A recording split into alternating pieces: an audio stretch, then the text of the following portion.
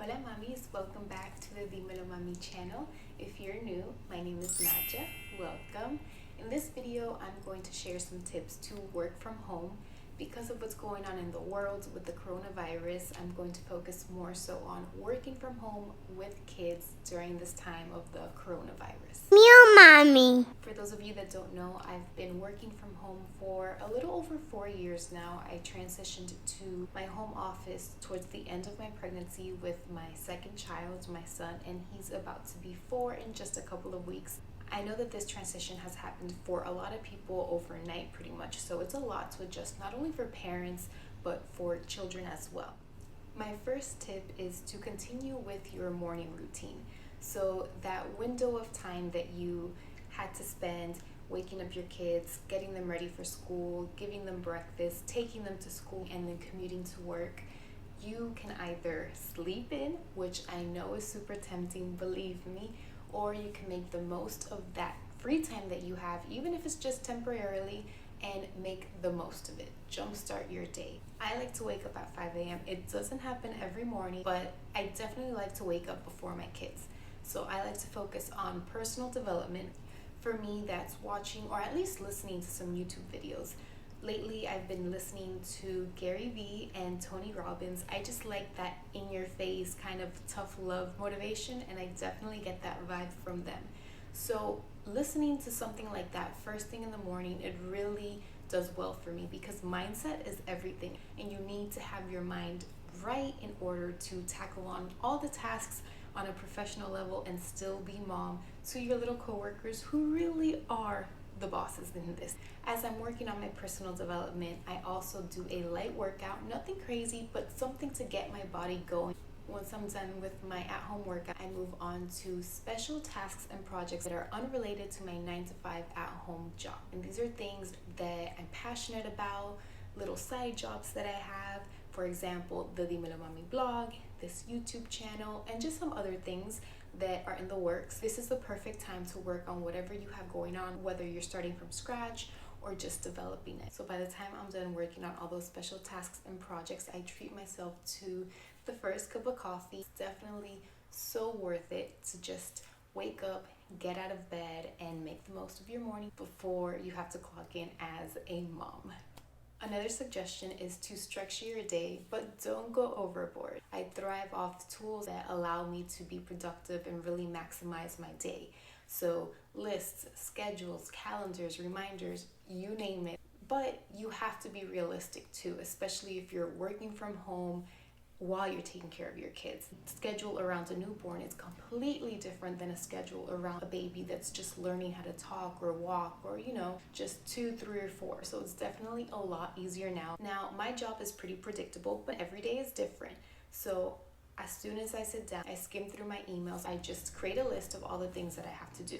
I always start off with the things that I find to be challenging or time consuming so I can just get that out of the way while my mind is still fresh since it's early in the morning. So once you have your to-do list, just batch your tasks together. Work around your children. Use their schedule to your advantage. So if your little ones are napping, my son doesn't nap anymore, but if your little ones are napping, that's the best time to tackle those projects that you really need to focus on. You really just have to take it day by day, hour by hour at that, and just feel it out. Trust me, you're going to be able to figure out how to balance both things. We have a structured day, but we just kind of roll with the punches as well. I think that now more than ever, whether you're the employer or the employee, your team is going to understand that parents everywhere are just rolling with the punches, and kids too. We're adjusting. This is like affecting everybody one way or another.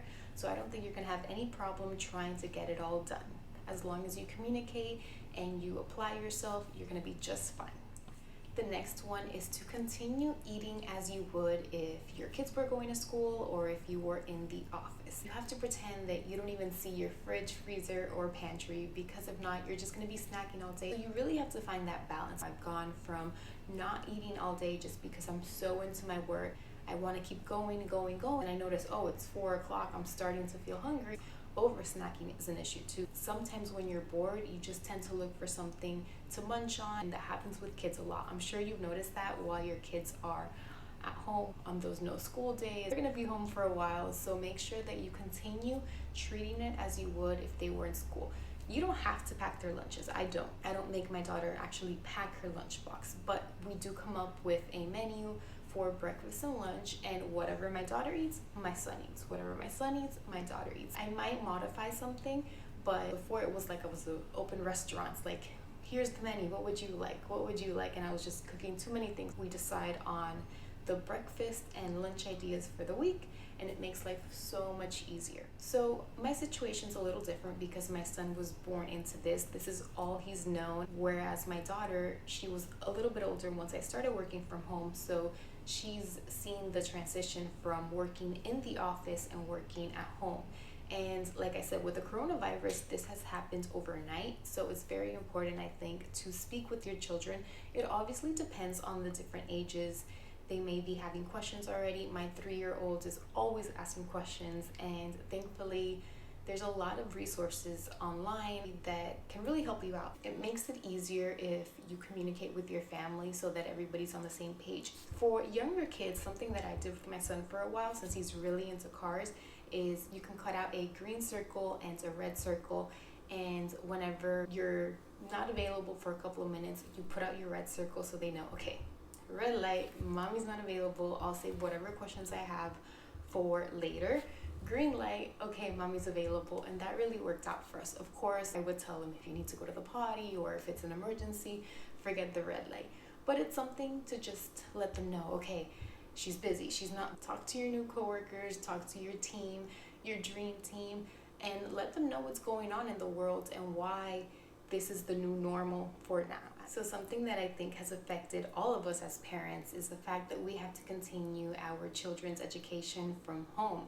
And if you're a teacher or you homeschool, then you have that advantage. And I highly recommend speaking to those people if you know them or not, whether it's a friend or someone from Instagram. It's great to be able to ask someone that has that experience that can help you out. So definitely reach out to people that are teachers or homeschool. If all else fails, Pinterest, of course. But you really don't have to go out of your way and spend money.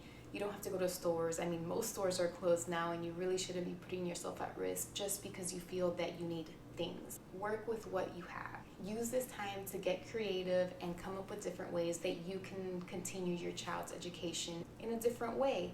And right now, because this is happening around the world, schools, at least my daughter's school, I find that they've been doing a great job with keeping us parents in the loop. There's a variety of resources that the school has provided, and if you Google, or right now actually, I mean, you open anything, Facebook, Instagram, I'm pretty sure you're gonna see ads or just information coming and going about the things that are available. There's a lot of free subscriptions right now. There's a lot of free virtual parks and museums. There's just so many resources going around. Keep in mind that there's so much learning to do outside of the classroom. The last suggestion is something that I learned right away, and it's to separate work and home.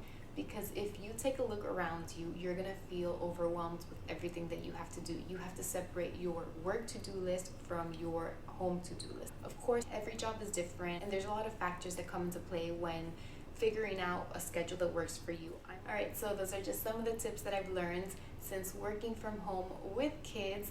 And now that a lot of people have this opportunity to do the same because of the coronavirus, just keep in mind that this is temporary. Consider yourself lucky if you're working from home with your kids. You still get to contribute financially to your family, and you get to be a present parent. The situation with the coronavirus is constantly changing. It can cause a lot of fear, anxiety, stress. This is the time to empower yourself, and prove to yourself, and set an example for your kids that mommy can do it all. So we're gonna push forward. We are all in this together. We are all feeling this coronavirus craziness.